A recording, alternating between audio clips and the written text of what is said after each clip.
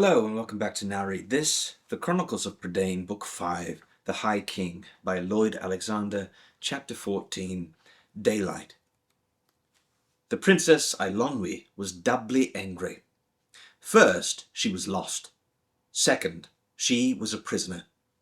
Swept away from Terran and Fluda during the attack, she would surely have fallen among the slain had not Gurgi dragged her from the fray.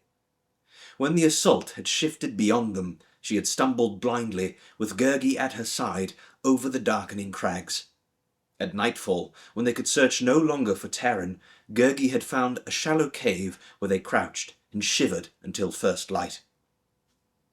During the next day, as the two companions sought Terran's trail, the marauders had suddenly leapt upon them. Biting, kicking, and scratching, Eilonwy struggled vainly to free herself from the burly man who had seized her. Another had flung Gurgi to the ground, and, with dagger drawn, set his knee in the small of the hapless creature's back. In a trice, the two companions were bound hand and foot, and hoisted like meal sacks on their assailants' shoulders. Eilonwy had no idea of the direction in which she was being carried, but in a little while she glimpsed a campfire, flickering through the gathering dusk, and hunched around it, a ruffianly band of a dozen or more. The man squatting nearest the fire looked up. Garbed in dirty sheepskins and a rough cloak, he was heavy-faced and stubble-bearded, his long hair yellowish and tangled. "I sent you for game, not prisoners," he called out hoarsely. "What have you found?" "Lean pickings," answered Eilonwy's captor, dropping his furious burden to the turf beside Gurgi. "A brace of churls, for what they might be worth." "Nothing, very likely." The heavy man spat into the fire. "You should have slit their gullets and spared yourself the burden." He climbed to his feet and strode to the companions. With a grimy, broken-nailed hand, he seized Eilonwy by the throat, as if he meant to throttle her. "Who are you, boy?" he demanded in a grating voice. His cold blue eyes narrowed. "Who do you serve? What ransom will you bring? Answer quickly when Dorath asks a question." At the sound of the name, Eilonwy caught her breath. Terran had spoken of Dorath. From Gurgi's terrified whimperings, she judged he, too, had recognized the outlaw. "Answer!" Dorath cried with a curse. He struck Eilonwy across the face. The girl stumbled and fell, her head singing from the blow. The golden sphere dropped from her jacket. Eilonwy strained at her bonds and tried to fling herself on top of the bauble. A booted foot kicked it from her. Dorath bent and snatched up the sphere, turning it curiously in the firelight. "What is it?" questioned one of the ruffians, pressing closer to gape at the bauble. "Gold it is," said another. "Come, Dorath, chop the thing apart and share it out." "Hands off, you swine," Dorath growled. He thrust the bauble into his sheepskin. Mutters of protest rose from the band, but Dorath silenced them with a glance. He bent down to Eilonwy. "Where did you steal such a trinket, you young thief? Will you keep your head on your shoulders? Then tell me where we can find more treasure like this."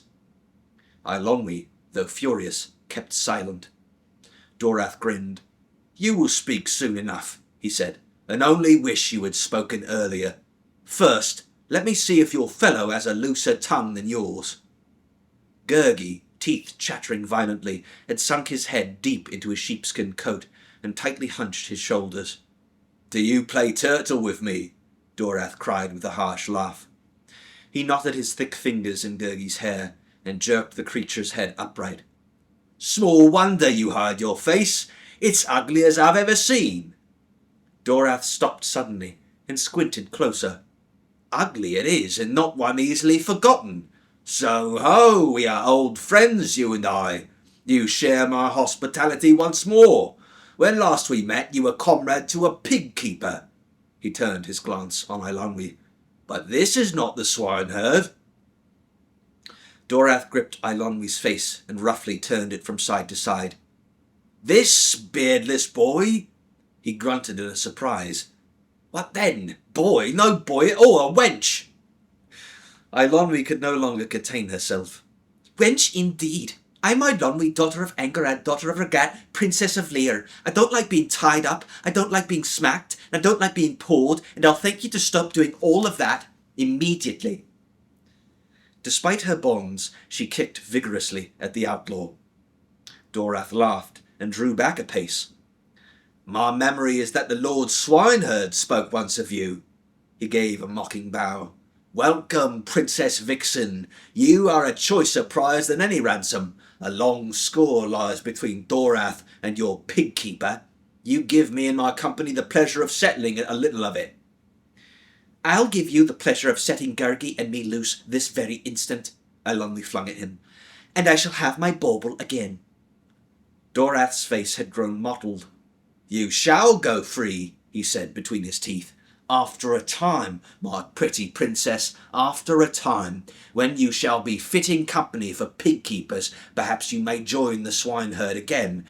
Perhaps he will even recognise your charms, whatever may be left of them." "Have you considered what will be left of you when Terran finds you?" Eilonwy retorted.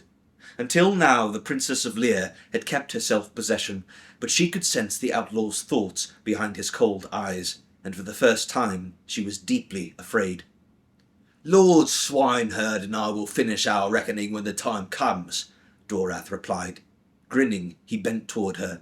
"But your time is now." Gergie thrashed wildly in his bonds.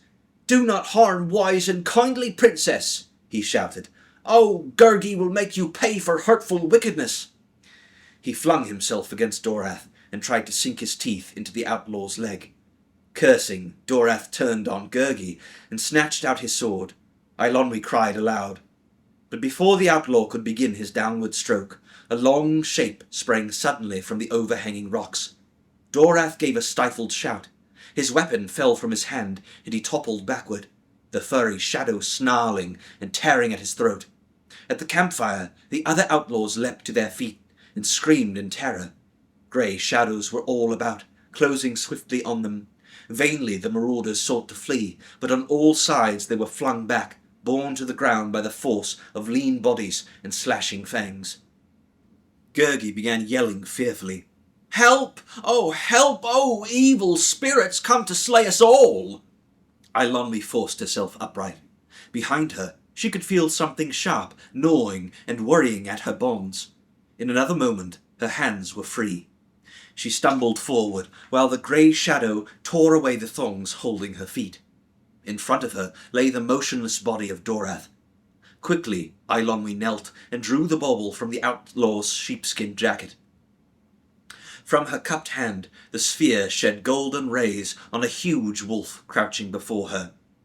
By the campfire, she glimpsed other wolves, withdrawing as swiftly as they had come. Behind them, all was silent. Eilonwy shuddered and looked away. The wolves had done their work well. Gergie had been freed by a grey she-wolf with a white blaze on her breast, and, pleased though he was to be out of the warrior's clutches, he wrinkled his forehead and cast a distrustful glance at his rescuer. The wolf Briaviel blinked her yellow eyes and grinned at him. Gergie, nevertheless, chose to keep his distance. For her own part, Eilonwy surprisingly felt no fear or uneasiness. The wolf Brinac sat on his haunches, watching her closely. Eilonwy put her hand on the animal's shaggy, muscular neck. "I hope you know we're trying to thank you," she said. "Though I'm not sure whether you understand or not. The only wolves I ever met personally lived far from here in Medwin's Valley." At this, Brinac whined and wagged his tail. "Well, you do understand that," said Eilonwy. "Medwin." She hesitated. "There were 2 wolves." She clapped her hands. "It must be. I don't mean to say I can't tell one wolf from another, at least not at first glance, but there's something about you that reminds me. In any case, if that's who you are, we're very glad to see you again. We're obliged to you, and now we'll be on our way, though I'm not exactly sure which way our way is, if you see what I mean." Brinac grinned and showed no sign of leaving. Instead, he remained on his haunches and opened his jaws and gave a high-pitched bark. Eilonwy sighed and shook her head. "We're lost in trying to find our companions, but haven't any idea how to say assistant pig-keeper in wolf speech." Gurgi, meantime, had picked up his wallet of food and slung it over his shoulder. At last, seeing the wolves meant no harm, he drew a little closer to Brinac and Briaviel and looked at them with great interest, while they studied him no less curiously. Eilonwy turned to Gurgi. "I'm sure they're willing to help us. Oh, if I could only understand them. What good is it being half an enchantress if you can't even tell what a wolf is trying to say to you?" Eilonwy stopped short. But I think I did understand. I must have.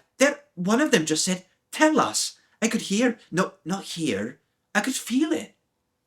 She looked at Gurgi in amazement. "It's not all words at all. It's like listening without your ears and hearing with your heart. I know it, but I can't imagine how I do it. And yet," she added wonderingly, "that's what Taliesin told me." "Oh, great wisdom!" Gurgi cried. "Oh, clever listenings! Gurgi listens too, but inside hears only rumblings and grumblings when his poor belly is empty. Oh, sorrow! Gurgi will never hear deep secret things like Princess." Eilonwy had dropped to her knees beside Brinac. Hurriedly she spoke of Taran, of all the companions, and what had befallen them. Brinac pricked up his ears and barked sharply. The huge wolf rose from his haunches, shook the snow from his shaggy coat, and with his teeth gently plucked at Eilonwy's sleeve. "He says we're to follow them," Eilonwy told Gurgi. "Come, we're in safe hands now. Or should I say paws?"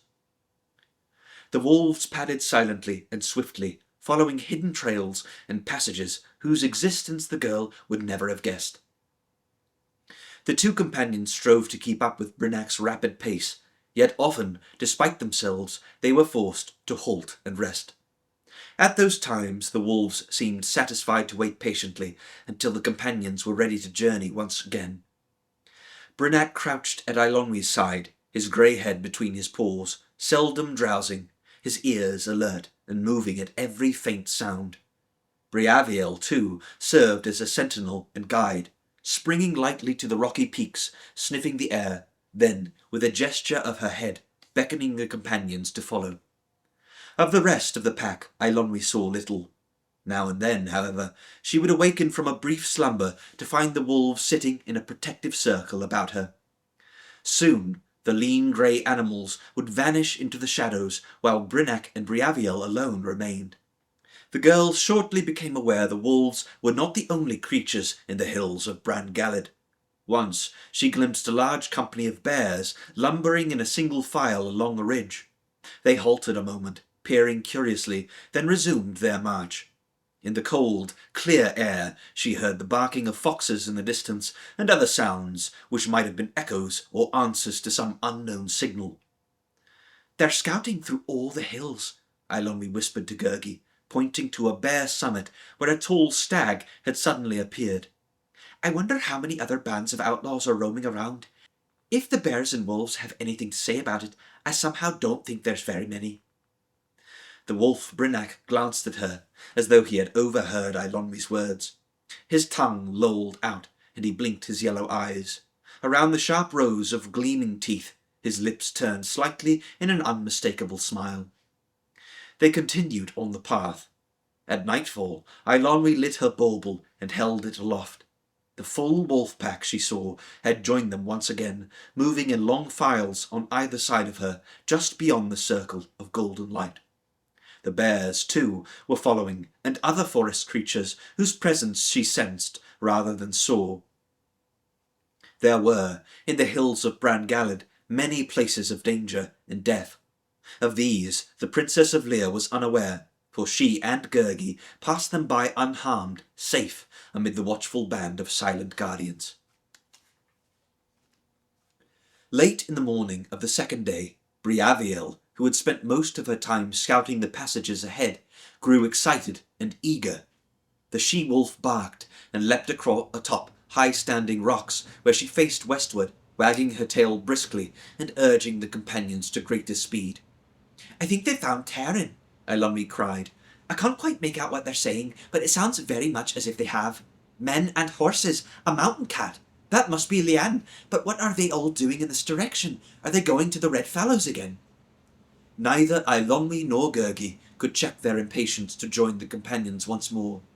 They refused to halt for food or rest, and Brynach frequently had to fasten his teeth in Eilonwy's cloak to keep the girl from taking needless risks among the ever-steepening hills.